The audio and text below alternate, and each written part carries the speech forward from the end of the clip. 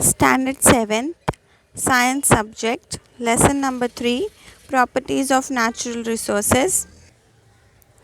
This lesson is based on properties of natural resources.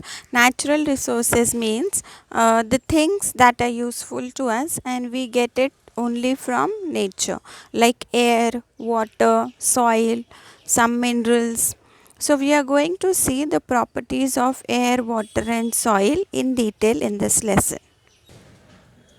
So first we are going to see some important properties of air. Air is present all over around us. We call it as atmosphere. So air is made up of different types of gases. It is present all around us. We cannot see the air, but we can feel the air. And air has an important gas called as oxygen, which is very important for living organisms. So we inhale oxygen and we exhale out carbon dioxide. So this is one of the important properties of air, that it has mass and weight. How we can understand that air has mass or weight? Remember that air is made up of different types of gases. Air is a mixture of different gases, and each of this gas which is present in the air, it is made up of gaseous molecules. It has its molecules. Now you will understand this better with the help of this diagram. There's a string, a straw, to which at both the ends of the straw two different balloons are attached. At one side the balloon is blown, it has increased in size, that means it has air inside it. And the other side, the balloon is not inflated, means it does not have air inside it.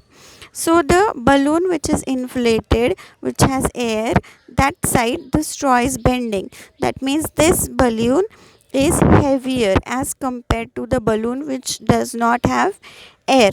So this proves that because of air, the balloon has increased in its weight and size. So this proves that air has mass and weight. This is one of the properties of air. Second property is air is made up of different gases, as I told you, and all the gases, they have molecules. So the molecules of gas or air are constantly in motion, means these molecules are continuously moving in random directions, and because of this continuous motion, the molecules of air, they create pressure. So if these molecules are present inside any balloon or any container, whatever thing it is, they create pressure on the walls of these things in which they are present. So this is one of the properties of air. And this pressure which the air molecules create, this pressure is called as atmospheric pressure, which is present all over around us.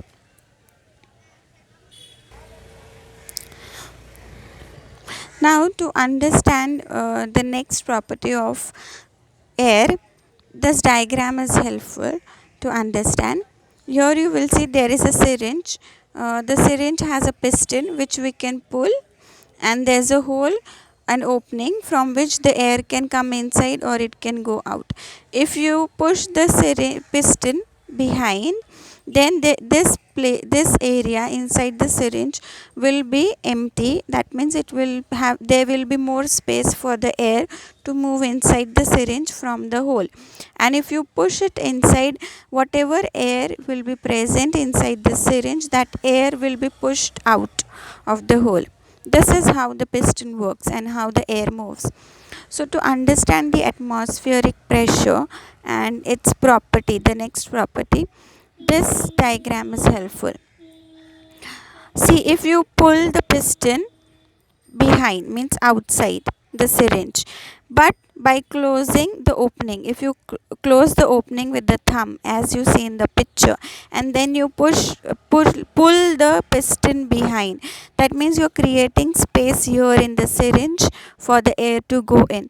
So when you are doing this, after you pull the piston behind and then leave it, what happens? The air inside the syringe, the air which will be inside the syringe, it will have pressure which is low.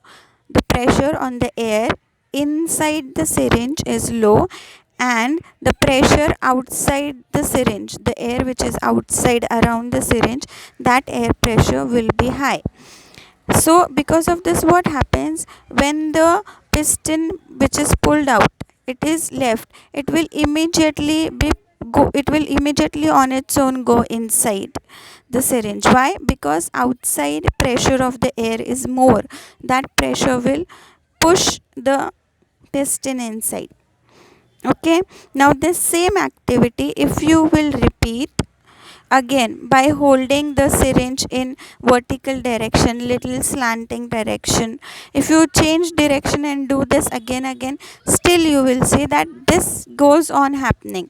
You close the opening hole and then pull this piston outside, leave it, it will automatically be pushed inside.